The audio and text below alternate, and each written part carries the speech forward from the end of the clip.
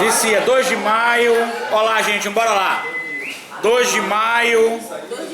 2 de junho, perdão, eu estou errado. 2 de junho de 2016.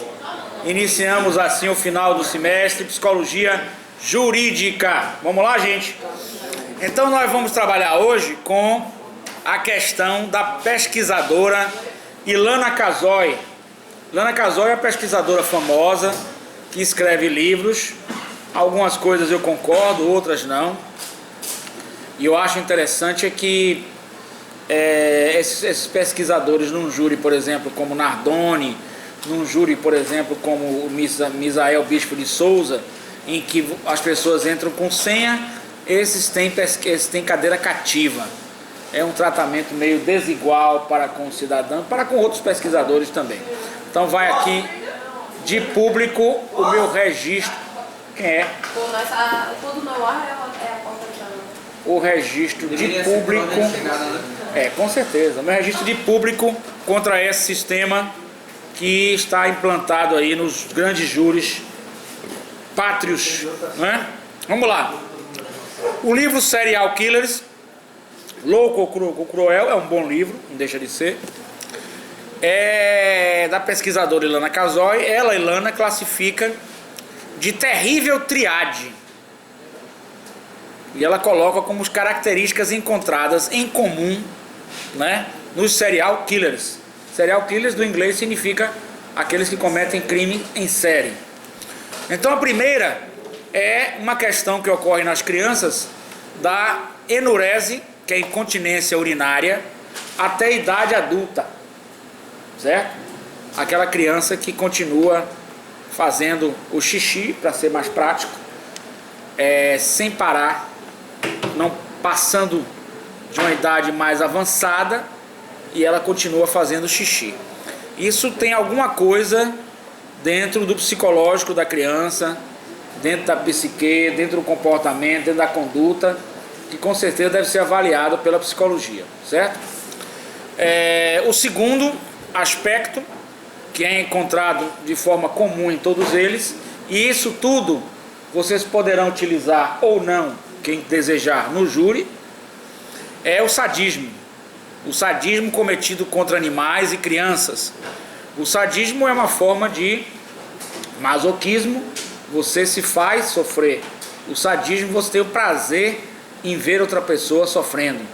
E essas crianças cometem o sadismo, por exemplo, com animais, né, ou com crianças menores, pela potência que a criança maior tem perante um animal pequeno. Por exemplo, escalpelar um gato, né, fazer sofrer o gato, enfim, fazer sofrer uma criança menor e etc. Isso aí já são características comuns em crianças que os psicopatas perversos ou não, ou até mesmo que tem algum distúrbio, poderá apresentar um perfil criminoso. Na fase adulta. Na fase adulta, ou na própria fase de como criança também. Não significa que, ao ter esses sintomas, esses sinais, a criança será um criminoso, lógico, né? Pode ser algum sinal de algum distúrbio, de alguma questão psicológica, da qual a criança poderá se recuperar posteriormente, né? Só um contexto, só uma circunstância. Então, ela tem esse sadismo. O terceiro ponto é a piromania ou destruição de propriedades. A piromania é uma criança incendiária. É uma criança que costuma tocar fogo nas coisas, né? E a destruição de propriedades, a vontade de destruir as coisas. Esses são sintomas, sinais que aparecem na criança, que poderá dar um indício de que ela poderá também ser, em tese, em hipótese, um psicopata perverso ou desenvolver um perfil criminoso. Não significa que a criança que apresente esses 3 sintomas, sejam eles cumulativos ou alternados, seja ou vá ser um psicopata, nem significa que vá ser um criminoso.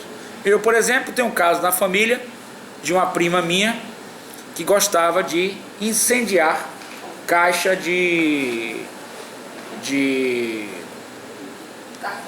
Não, caixa de ovos, aquelas caixinhas de ovos.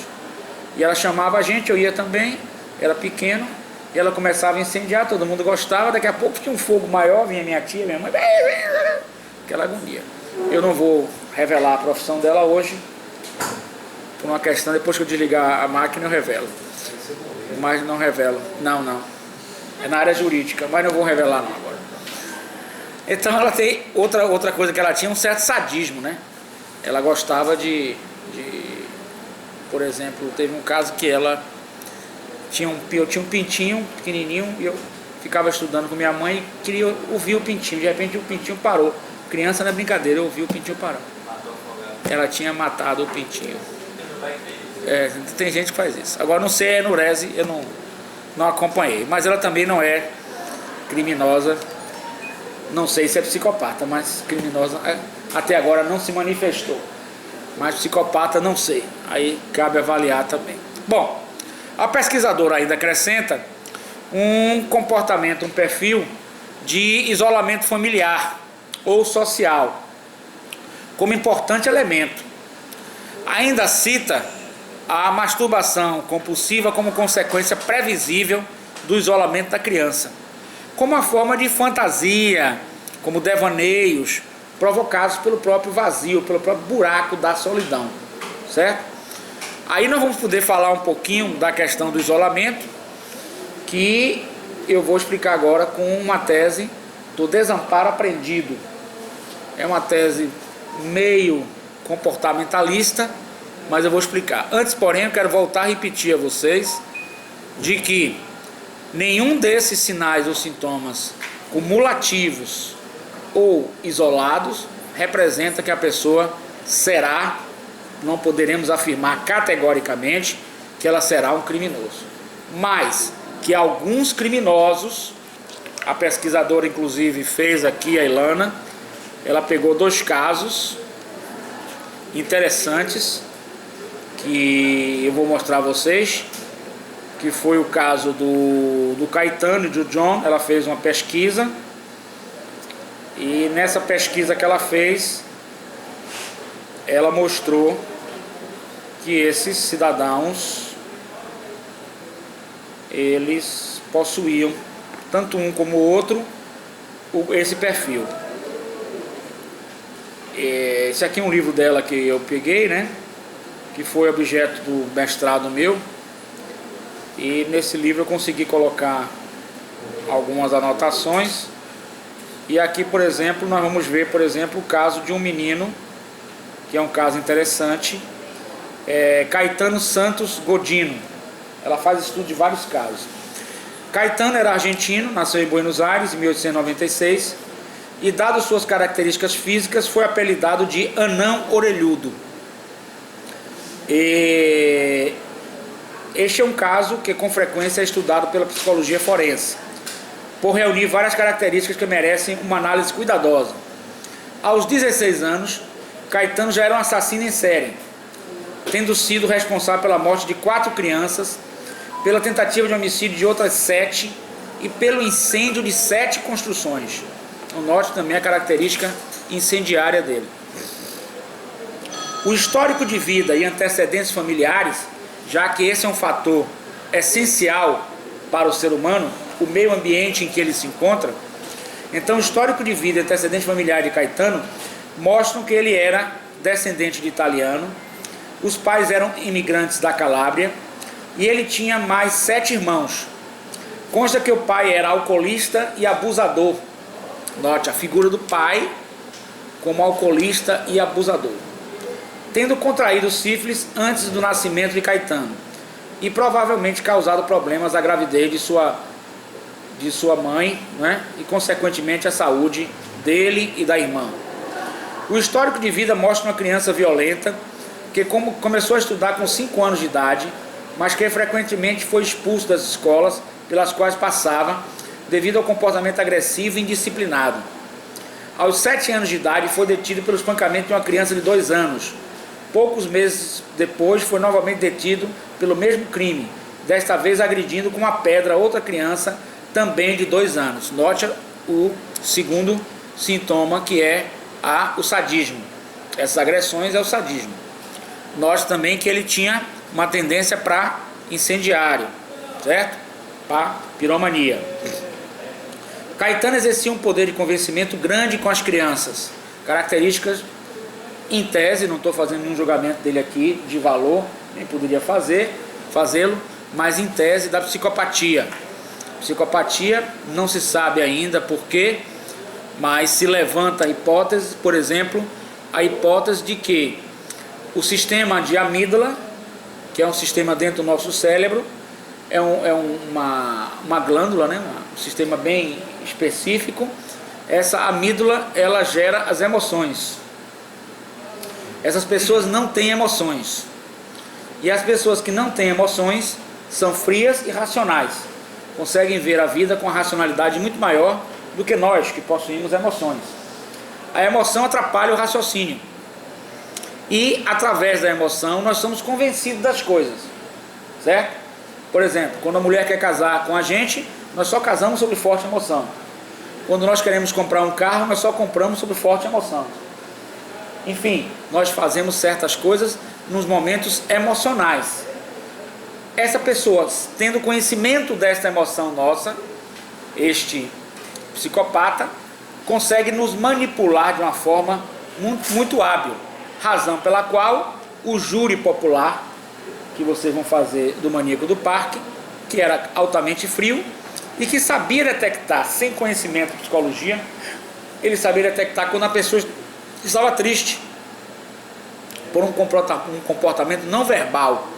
Ele tinha uma espécie de intuição. Por exemplo, a moça estava de cabeça baixa e ele falava justamente aquilo que ela queria ouvir, ou seja, uma chance de trabalho, uma chance de oportunidade de sair daquela situação financeira difícil, de desemprego, etc, etc.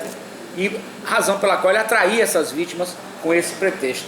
Ele sabia manipular, com certeza, extremamente manipulador. Este perfil é extremamente manipulador. Bom, no mais, aos 9 anos de idade, cometeu o primeiro homicídio ao enterrar uma criança viva em um local desabitado, após uma tentativa de estrangulamento. Aos 10 anos, Caetano tinha o hábito de torturar animais e se masturbar compulsivamente. Novamente, outra característica, a masturbação compulsiva, como meio de... Qual o meio? Fruto do isolamento. E a masturbação como meio de dar vazão à sua fantasia. Porque ele tem fantasia, ele não tem emoções, mas ele tem fantasia. Bom, por causa da denúncia, foi recolhido a um centro destinado a delinquentes juvenis, onde permaneceu por aproximadamente 2 meses. Aos 11 anos, tentou afogar uma criança com menos de 2 anos, não tendo conseguido o que pretendia, sendo detido, mas liberado no dia seguinte. Segundo as fontes, em 1912, em especial a La Leyenda del Petisco Orrigo, o pai dele teria entrado aos gritos na comissaria de polícia e dito: "Senhor comissário, eu não posso controlá-lo, é impossível dominá-lo. É impossível dominá-lo. Quebra os vidros dos vizinhos com pedradas, bate nas crianças do bairro, e se eu deixo em casa é pior, fica como um louco. Outro dia encontrei uma caixa de sapatos, havia matado os canários do pátio, arrancado seus olhos e pernas e os deixou na caixa ao lado da minha cama." A tradução exata do perfil desse menino. Então observe, esse menino também, vamos falar um pouco aqui do desamparo aprendido. O que significa o desamparo aprendido? Não estou fazendo nenhuma correlação, estou apenas tentando fazer indagações para que vocês possam entender. O desamparo aprendido, ele tem uma linha comportamentalista. Então ele diz o quê? Quando você recebe uma recompensa pelo que você faz, você tende a aumentar seu comportamento. Quando você recebe uma punição ou uma não recompensa pelo que você faz, você tende a se retrair no seu comportamento. Retrair no seu comportamento. Na primeira vez é uma retração. Na segunda vez, vamos imaginar, não recompensa ou punição. Há uma nova retração. Na terceira vez, uma nova retração. Na quarta vez, uma nova retração. Na quinta vez, uma nova retração. Pense isso na 1000ª vez em que estado de comportamento você se encontra. O perfil dele, ele era baixinho e orelhudo. Então era um perfil um pouco diferente do padrão de beleza social. Não estou fazendo nenhuma leitura comportamental nem diagnóstico sobre este caso em especial. Estou tentando que vocês sejam mentes pensantes e possam pensar o que a sociedade pode fazer com as pessoas. Então, a sociedade, ao nos punir ou não nos dar recompensa nenhuma, ela pode fazer com que nós caminhemos para uma espécie de isolamento. Por quê? Por sermos diferentes. Qual é a diferença que existe entre nós?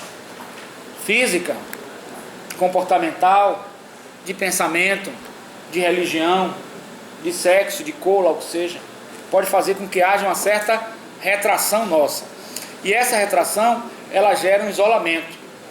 Esse isolamento pode fazer com que você utilize mecanismos de defesa psíquicos, e aqui eu já faço uma mistura, um híbrido entre psicanálise e comportamentalismo, para vocês entenderem melhor isso.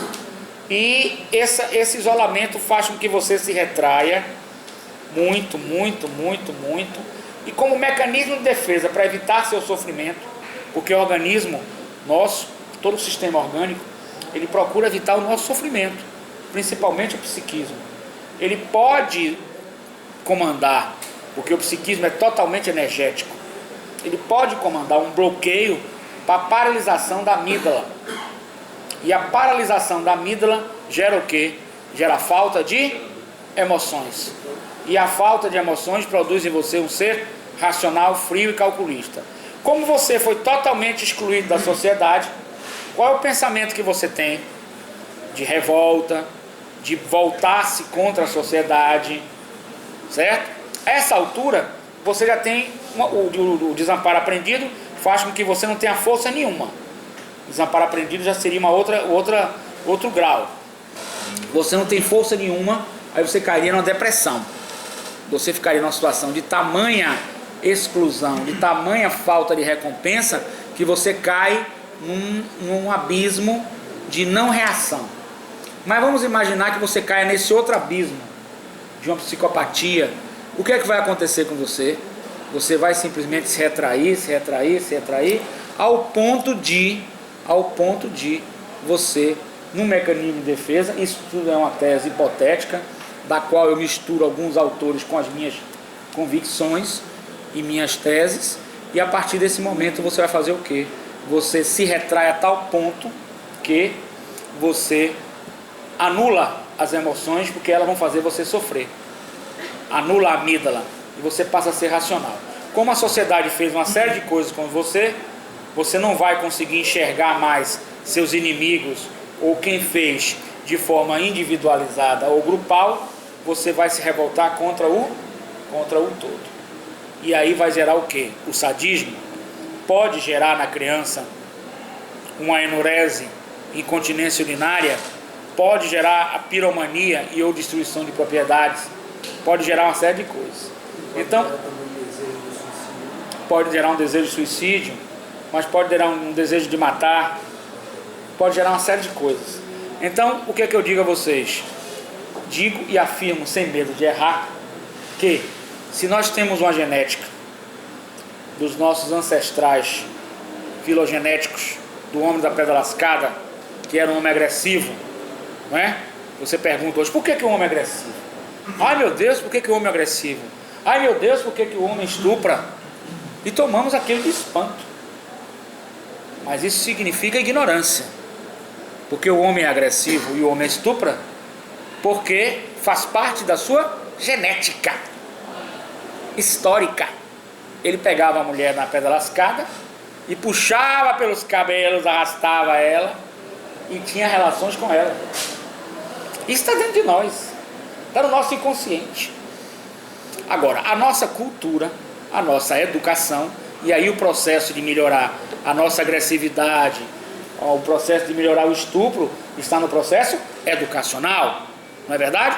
Esse é um processo que salva o único, porque a carceragem não salva, nada mais salva. O que salva é a educação. Essa educação nossa, esse aculturamento nosso, faz com que tenhamos um superego forte, vamos utilizar a psicanálise, que evite essa vazão que vem dentro de nós com essa vontade e possa frear essa vontade. Mas dizer que nós não somos capazes, completamente errado. Nós somos capazes, porque nós somos praticamente, temos uma descendência animal, certo? Lógico que o animal utiliza também algumas coisas que nós seres humanos racionais não utilizamos.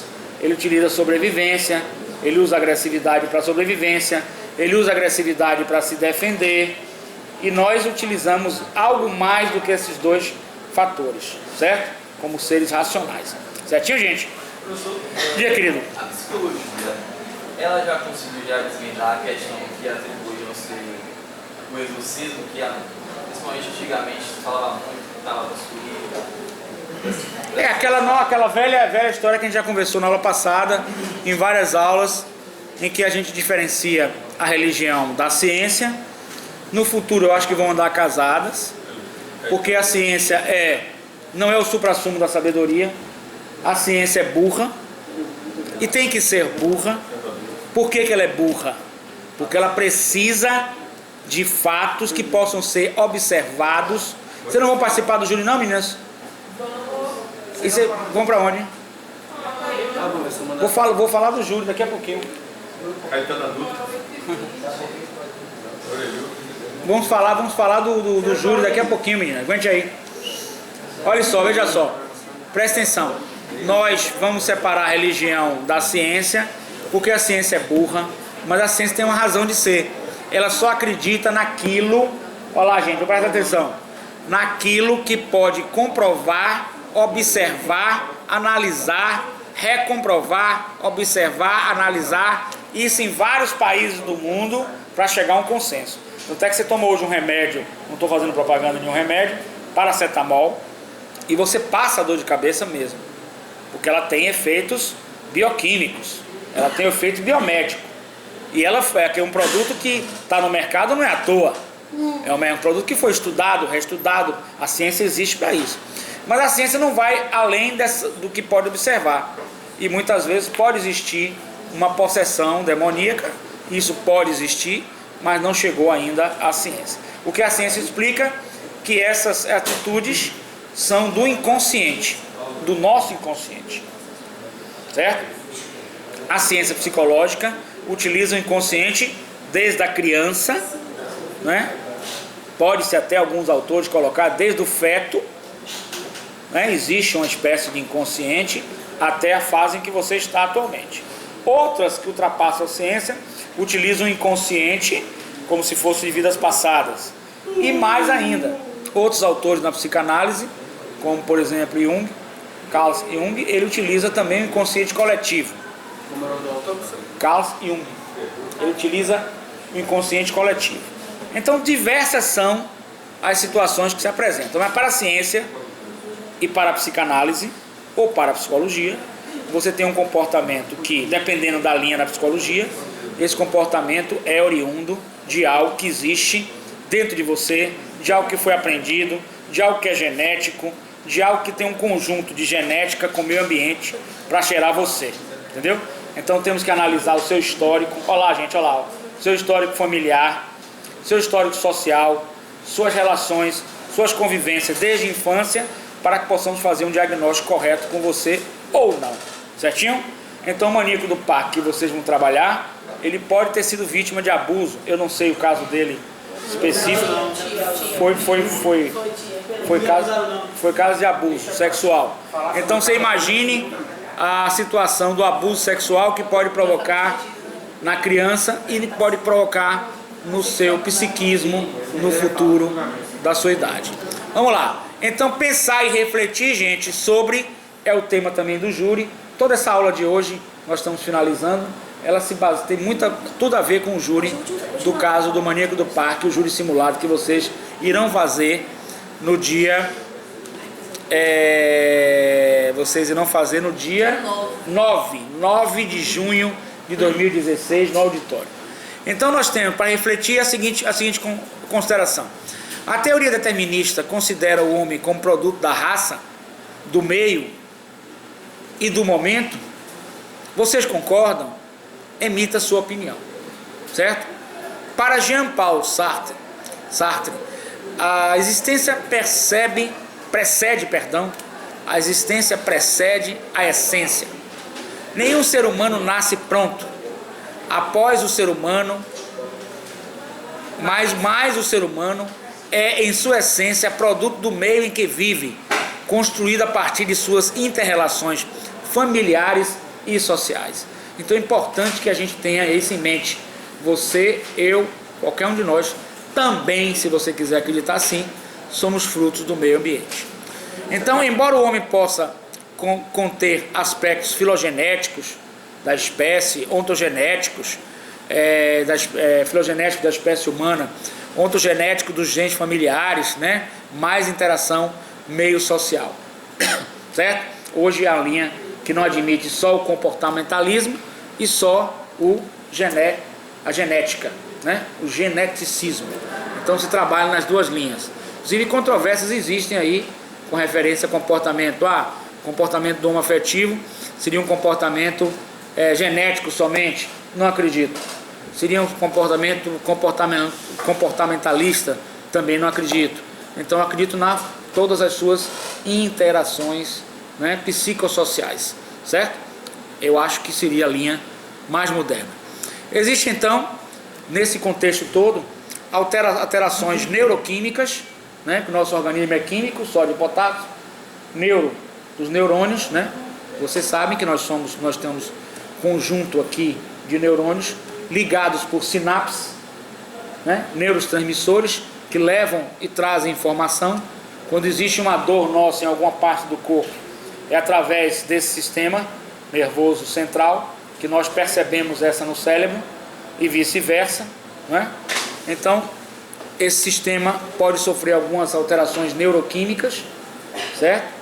Por exemplo, após uma alteração que pode surgir após o parto, né? A mãe poderá matar o filho, né? Nós teremos aí o infanticídio, não é isso? É uma alteração, né, biológica, neuroquímica, que pode ser associada a transtornos mentais severos ou não, tais como a psicopatia, personalidade antissocial ou a esquizofrenia. A psicopatia pode ser associada à perversidade. Você pode ser um psicopata perverso. No entanto, a maioria dos casos, o meio em que as pessoas vivem apresenta um contexto familiar bastante disfuncional. Essas pessoas que cometem crimes, em tese, você observa que o meio familiar, no fundo, vai apresentar um contexto familiar disfuncional e instável. Assim, o meio pode ser o gatilho para o perfil ou os perfis criminosos. Então, para as duas teses, nós temos a tese psicanalítica, em que vocês podem utilizar no júri, e a tese psicanalítica, ela diz o quê? O que é que diz a tese psicanalítica?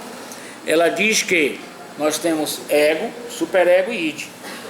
A má formação do superego, e aonde é que é feita a formação do superego, gente? Aonde é?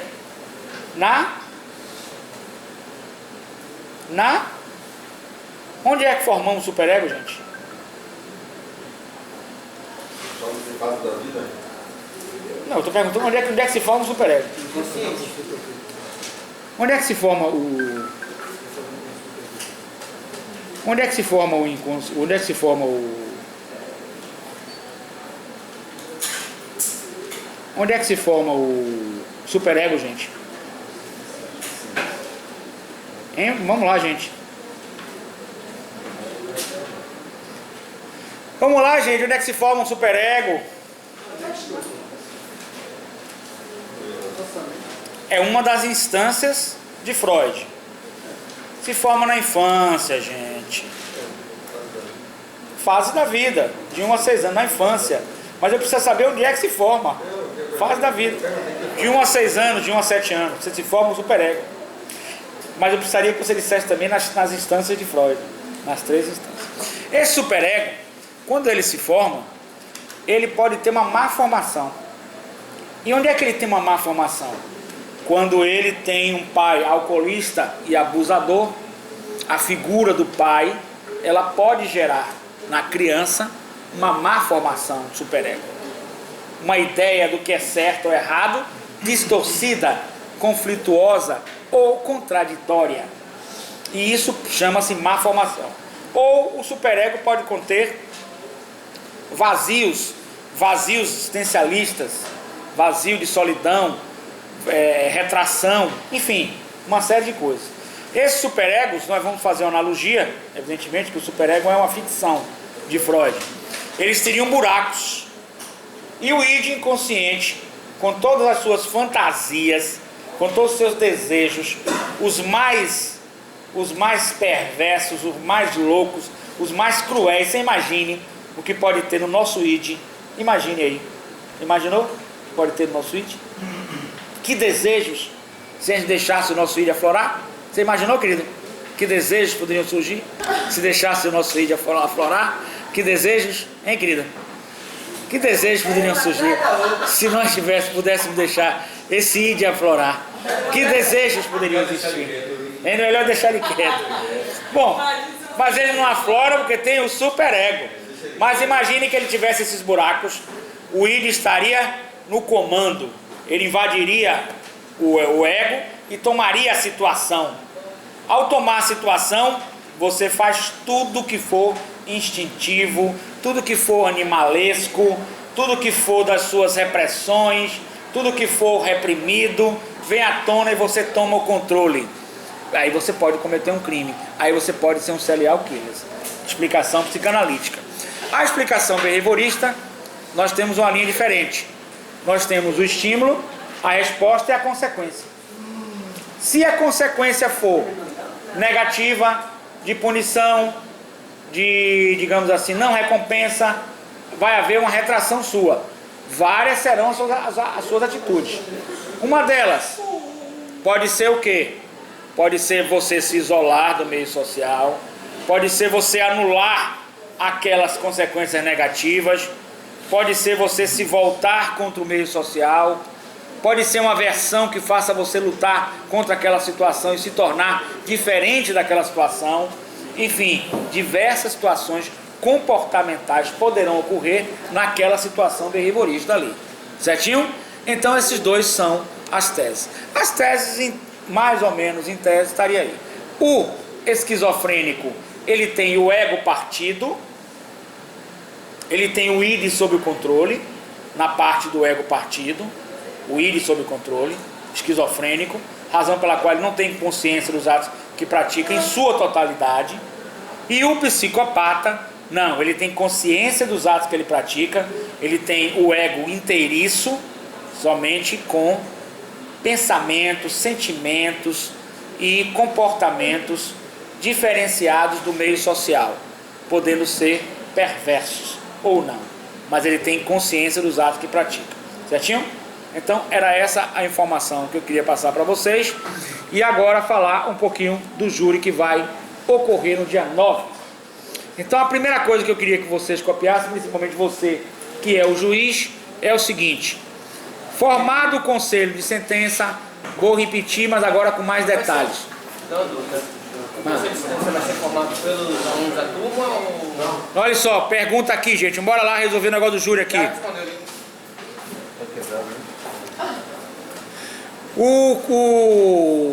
Inicialmente, até o momento, não temos nenhuma decisão, né, líder, quanto a outras pessoas participarem.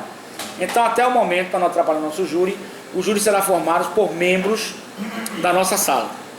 Salvo alguma coisa que ocorra na semana, se vocês conseguirem conversar com o pessoal de psicologia, os alunos de psicologia, alunos de outros cursos, você pode ir de sala em sala, pedir para eles participarem como jurados, né? E os nossos jurados ficariam também observando como se fosse um reserva para substituir, não tem problema nenhum. Está a critério de vocês, está livre com referência ao jurado, certo? Certinho, gente? Vamos lá? Então, jurados, por enquanto, membros da faculdade. No júri comum, nós temos que ter os 25 jurados, os sorteios, a forma de escusas. No nosso caso, nós vamos cortar isso para adiantar o lado, certinho? Nós vamos ter os jurados, os 7 jurados, sejam alunos de psicologia, sejam professores convidados, o que vocês quiserem fazer, sejam nossos alunos. Vão estar 7 jurados leigos, entre aspas, né? Ali, que não são leigos, não são vocês. E você vai utilizar, vai formar esse conselho de sentença, vai abrir com a seguinte frase do artigo 472 do Código de Processo Penal. 472 do Código de Processo Penal. Você vai abrir da seguinte maneira. Eu só vou, na hora que eu falar de copiar, eu falo copiar. Agora é só ouvir, tá bom? Vamos lá, ouvir. Formado o conselho de sentença, o presidente, quem é o presidente do júri? Quem é? O juiz togado de direito. Levanta-se e com ele todos os presentes, todos vão levantar, fará aos jurados a seguinte exortação. Copiar. Em nome da lei, concito-vos a examinar esta causa com imparcialidade e a proferir esta causa com imparcialidade e a proferir a vossa decisão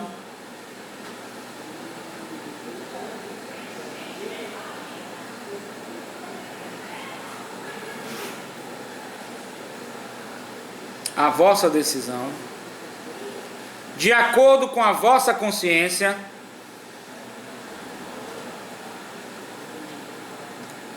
e os ditames da justiça. Ditames da justiça. Essa exortação está no artigo 472 do Código de Processo Penal. Certinho, gente? Certo? Os jurados nominalmente chamados, os jurados, vai ver, tem que existir isso. Os jurados nominalmente chamados, vai lá. Os jurados nominalmente chamados pelo presidente responderão com a mão estendida, a mão direita, assim prometo. Claro? Você já vai ter o nome dos jurados na mão. Só o primeiro nome, não sabe o nome completo. No júri é o nome completo, aqui só o primeiro nome, é simulado, né? Assim prometo. Bom, aí nós vamos iniciar. O processo inicia-se no artigo 473 do Código de Processo Penal e ele vai até 473. E ele vai até o artigo 497. 497.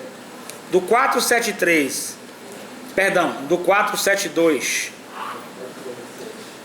ao 497 é a sessão propriamente dita, certinho?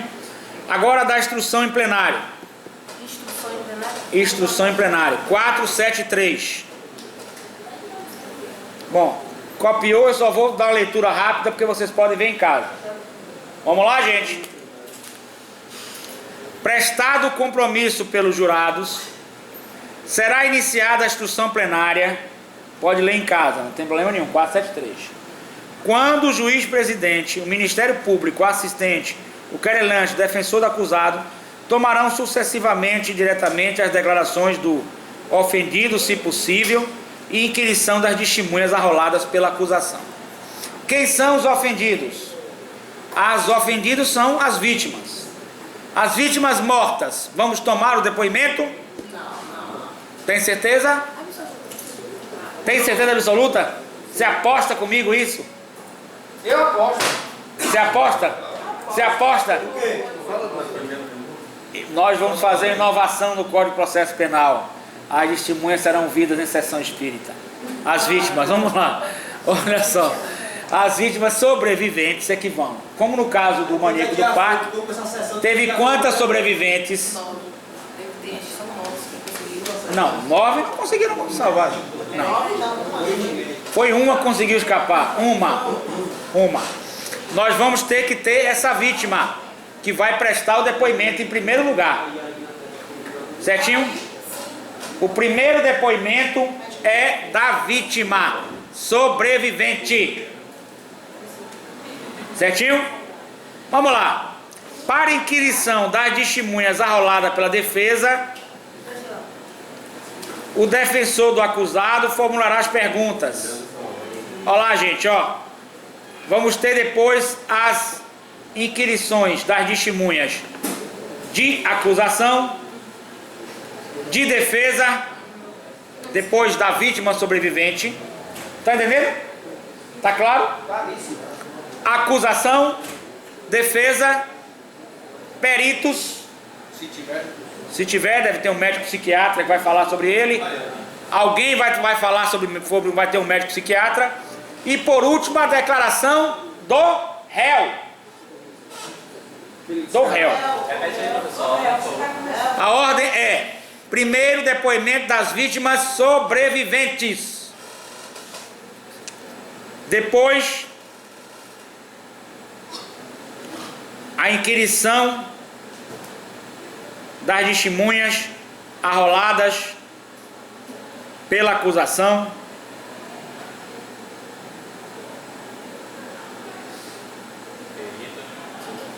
As testemunhas arroladas pela acusação, vírgula, testemunhas arroladas pela defesa, vírgula, perito e, por último, o réu. Certinho, gente? Olha, tanto defesa como acusação. Olha lá, gente, ó. Tanto defesa como acusação, para ler o artigo 473, parágrafo 1º, 2º e 3º. Eu vou ler rapidamente para a gente não ter dúvida aqui agora. Para a inquirição das testemunhas arroladas pela defesa, olha lá, gente, ó. O defensor do acusado formulará as perguntas antes do Ministério Público. Se a testemunha for do Ministério Público, quem formula primeiro as perguntas é o Ministério Público, depois a defesa. Se for da defesa também. O juiz pode interrogar primeiro? Pode. Ela perguntou se os jurados podem fazer pergunta. Sim. Se o jurado tiver qualquer dúvida, pode fazer pergunta ao juiz. O juiz responde. Outra coisa.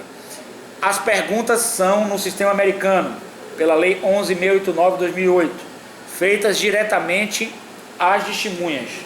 Então a acusação faz diretamente a testemunha, a defesa diretamente a testemunha pergunta e o juiz toma apenas a termo. Certinho? Certíssimo. Prosseguindo. A seguir será o acusado ou réu interrogado, se estiver presente. Esse é o artigo 474 do CPP. Aí prossegue. Vocês lendo isso aqui, vocês vão pegar.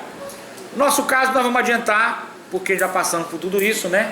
O médico, ele vai ter que dizer se ele é perito, o médico, se ele é perito do juízo Ou das partes. uma das partes. Você vai ser do juízo, pelo andar da carruagem. A defesa e o Ministério Público poderão ter assistentes técnicos, que também serão ouvidos e perguntados, tanto pela acusação como a defesa. Certinho? Então ele vai ter que ser Não, ele já é do, parcial. ele já é do juiz. Então, isso, Vai ter que ser outro. Ele vai ter que estudar por si só. Não, se você, olha só, olha, assistente técnico é uma faculdade. Se você quiser ter defesa, você tem. Se você quiser ter acusação, você tem. Se você não quiser, não tem. Você faz pergunta diretamente a ele. Vocês podem ter ou não, fica a critério de vocês. Certinho?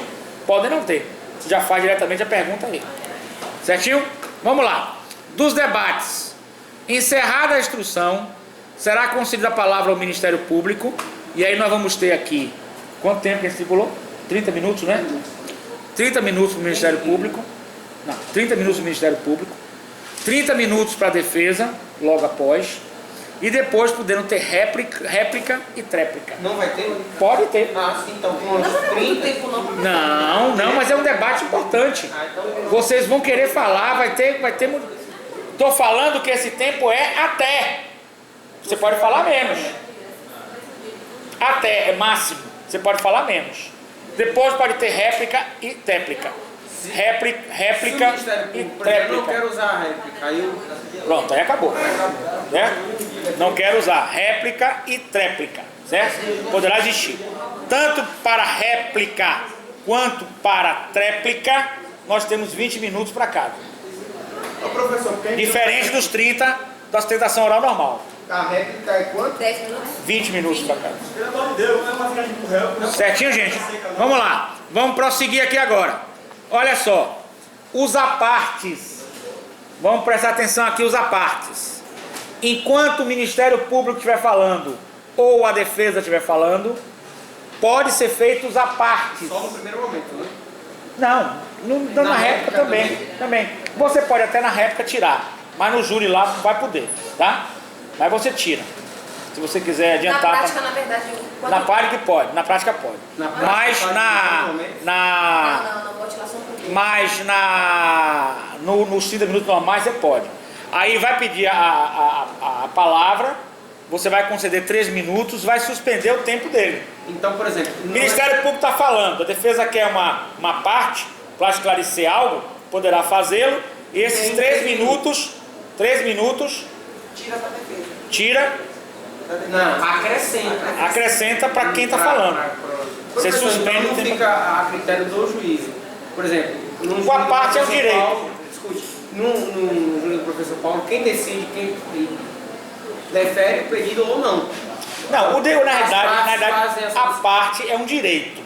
Mas se a outra parte disser, aguarde um minutinho para terminar meu raciocínio, Sim. aí você aguarda. Pronto, então beleza. Certo? Então, em 3 minutos, 3 minutos. Você não pode deixar de dar parte, certinho? Ao final vai ter a votação. Ontem foi a primeira vez que eu participei com o professor. Ao final vai ter olha só, ao final. O que é isso? Ao final vai ter a aquisitação. E a aquisitação, olha lá, juiz, está no artigo 483 do Código de Processo Penal. E ela nos diz obrigatoriamente as seguintes perguntas: de forma afirmativa, sim ou não. Os jurados vão responder sim ou não. Objetiva pergunta, afirmativa. A pergunta estão no 483, nos incisos 1 até o 5. O juiz faz por escrito, Nos né, incisos 1 até o 5. Pergunta da, olha lá, materialidade do fato. As perguntas, não entendeu por quê? Diga aí, repete. É que ela não pegou, é o juiz que faz a pergunta aos jurados. Se houver materialidade, se houve... O juiz é que faz as perguntas. Primeira Para pergunta: responder, houve o crime de estupro contra... Você teria que fazer por cada menina estuprada, mas nesse caso vamos fazer. Houve os estupros das moças que vieram a falecer e uma sobreviveu? Sim ou não? 2. A autoria é do maníaco do parque? Sim ou não? 3. O acusado deve ser absolvido? Sim ou não? Se existe causa, aí você não precisa botar não, causa de diminuição de pena. Se você quiser, você pode botar. É só se você quiser dar um nome, né? A diminuição de pena ou qualificadora. De poder Pode botar. Vou botar para dar um nome. Diminuição de pena, qualificadora, você vê lá no 121, você pode colocar. Agora, gente, presta atenção. Presta atenção, gente, para saber como é a movimentação, tanto no Ministério Mas Público só vai, por exemplo, só um minuto, professor. Só vai haver diminuição de pena se houver absolvição.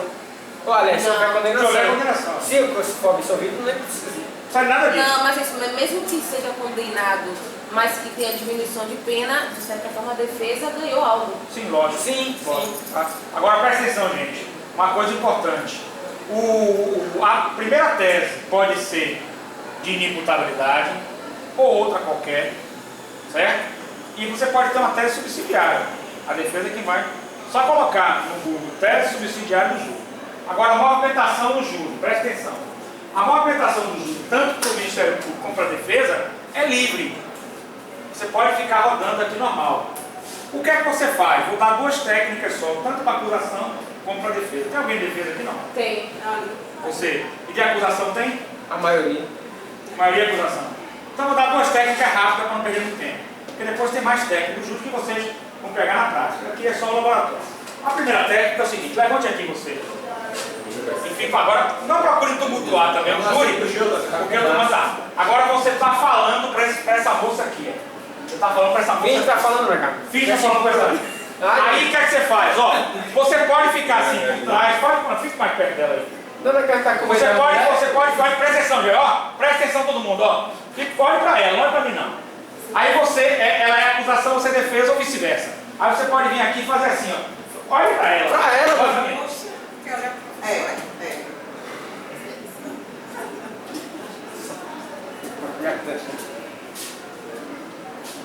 Quero ver um júri do professor de verdade. Eu uso. Eu quero fazer isso. Isso é O pra comportamento não vai falta.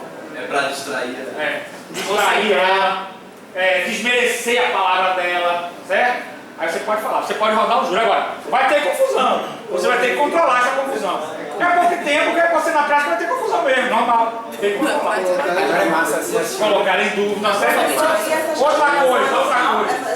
A gesticulação de mão, ela faz com que sua atenção ela venha para um lado e para o outro. Por exemplo, olha só, algumas técnicas. A gesticulação de mão, ela faz sua atenção venha para um lado, venha para o outro. Por exemplo, você, olha para mim aqui agora. O maníaco do parque é uma pessoa que sofreu na infância. E isso gerou com que ele, ocorresse na fase adulta esse crime. Ele sofreu na infância e na fase adulta ele cometeu crime. Você entendeu? A mão leva a situação imaginária da mente dela, que ele sofreu na infância e que ele cometeu na fase adulta. O jogo de mão é interessante. Tem que saber o tacho espacial, né? Mas você pode usar qualquer jogo de mão, não é esse não. Pode ser esse ou esse. E assim você sabe. O jogo de mão está sério e tem que trabalhar. Agora, outra trabalhada, outra sacada importante. Presta atenção. Os jurados, mesmo vocês que estão assistindo aula aqui, olha lá, presta atenção agora que eu vou finalizar com essa dica para quem quer ganhar. Mesmo vocês que estão assistindo aula aqui, vão abrir a urna e não vão saber o sim ou não. Imagine o pobre do jurado leigo lá. Então você utiliza a técnica subliminar. Qual é a técnica subliminar? Presta atenção. Nobres jurados, vossas excelências e não receber, em breve, após essa instrução, as urnas que vão conter sim ou não. No quesito que a você é defesa agora, no quesito que absolve o réu, coloque sim, como justiça, como imperativo de lei, coloque sim, é a justiça que vocês estão fazendo. Lembre-se disso, atenção para isso, sim, não, sim, pela absolvição. Você está colocando na mente dela o sim. Ou você não botou. Quando receberem sim ou não, vocês sabem que esse criminoso não pode continuar impune. Não! Vocês estão condenando, vocês estão usando a sociedade, vocês estão trabalhando em prol da sociedade mais justa, igualitária, fraterna, colocando esse canalha, esse fascínio na cadeia. Não esqueçam, não!